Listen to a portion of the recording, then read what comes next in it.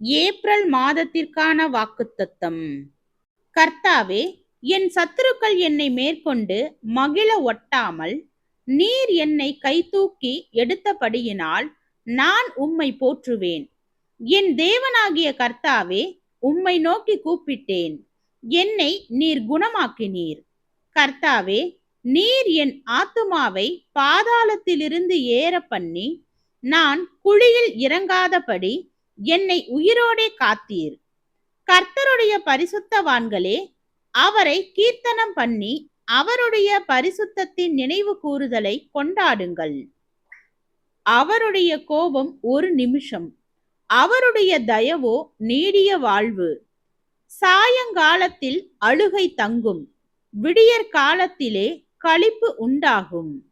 சங்கீதம் 30 வசனம் 1 முதல் 5 வரை.